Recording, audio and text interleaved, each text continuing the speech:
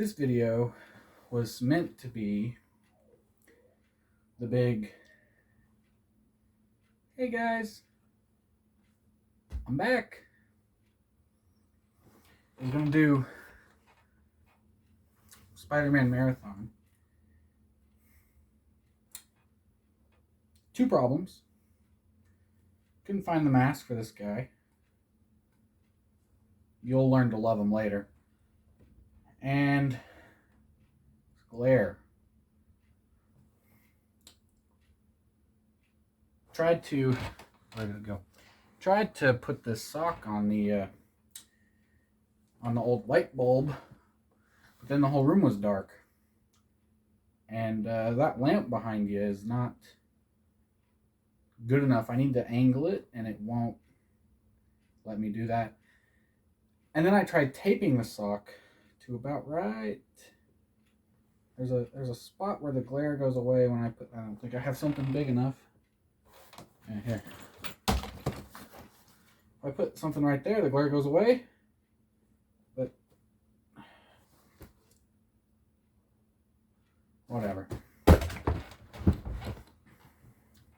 So today we're going to be talking about today we are going to be talking about the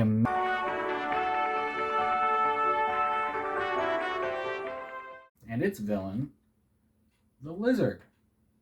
Now every day this week I will be putting a somewhat edited, not very much edited video together that is for the 5 Spider-Man villains that are going to be in No Way Home. That we know of. There might be more, might be less. Today's The Amazing Spider-Man, the Lizard, Dr. Kurt Connors. Now, I rewatched that movie recently, yesterday, the day before, something like that. And it's not the best.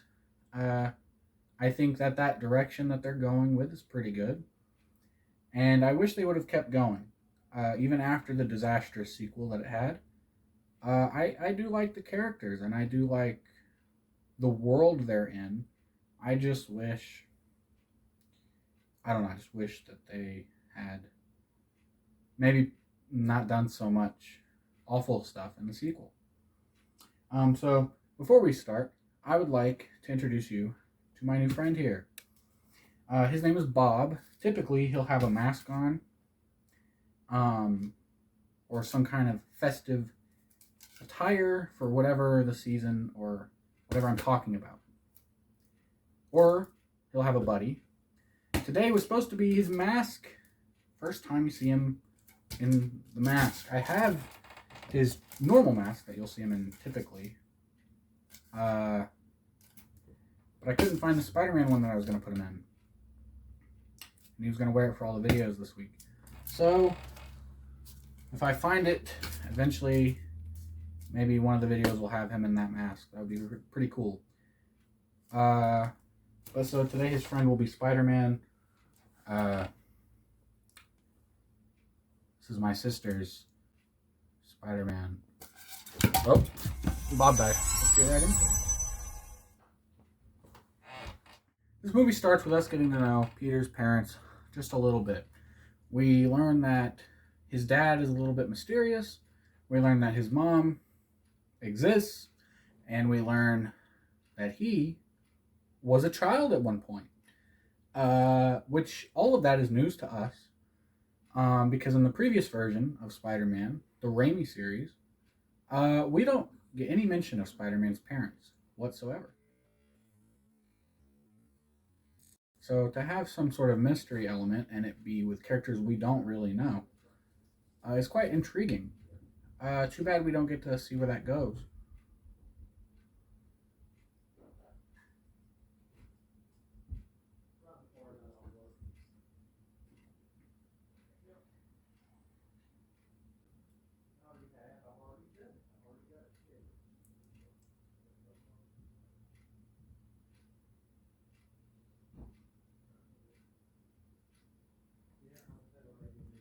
So we cut to a couple years later. Peter's in school, and, well, he's kind of a nerd, kind of a outcast character. Not so much, smart or nerdy in the typical sense, more of a kind of a loner. He's taking pictures with the oldest camera known to man. We get to see what Peter's character is like. He clearly doesn't care whether or not he will win the fight. It's more about doing the fight. We see this when he goes to help a kid that he probably doesn't know. We don't get to see this kid before this point.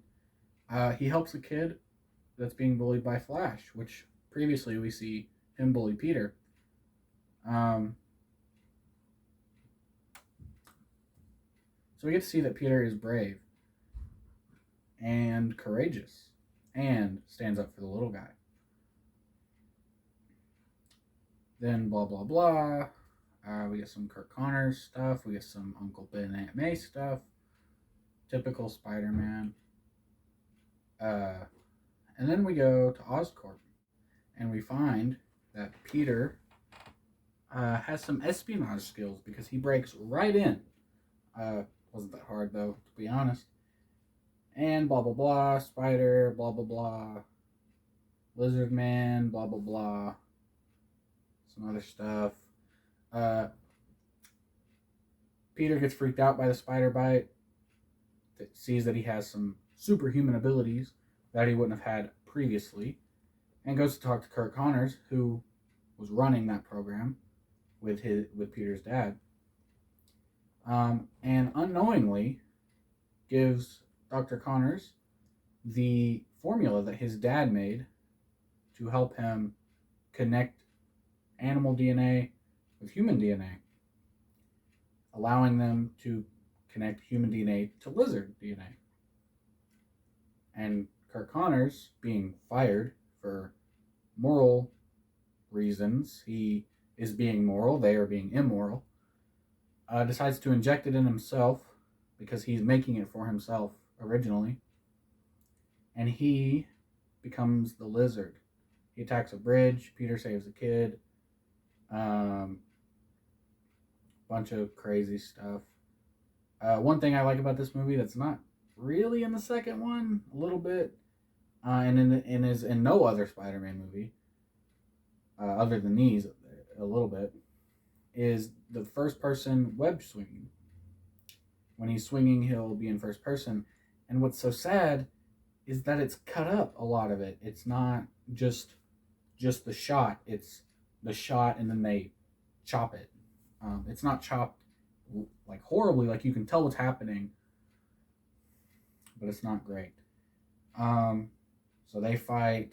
Lizard escapes because Peter saves the kid instead. Good thing that kid would have burned up in flames and died. Or it was head in the water. I don't remember. Both of those are terrible. They go fight in the sewers. Peter's going to track him, but that doesn't work. He tracks Peter. And then he finds out who Peter Parker is with the oldest camera in the world. Mostly a love story between Gwen and Peter. And a lot of that's kind of boring. Not much to talk about. It's more just seeing it.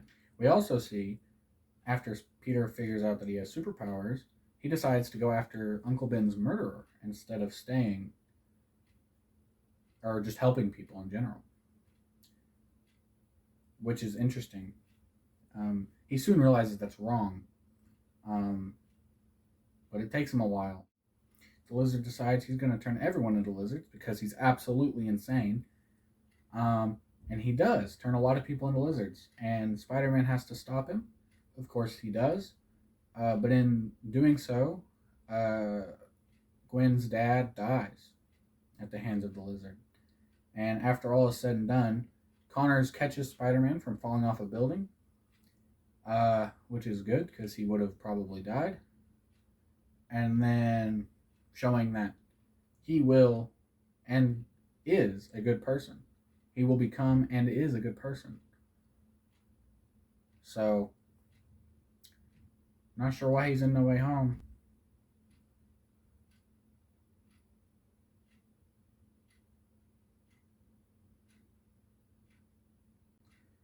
Anyway, they go to Captain Stacy, Gwen's father, and he tells Peter to promise him not to go out with Gwen. That comes into play in the sequel a little bit. Probably should have been a major part, or at all. But in conclusion, we have one of the most unique versions of Spider-Man, in the movies anyway, or in any form of live action video form. Too bad. Too bad he's not in this next movie. What are your thoughts on that, Bob?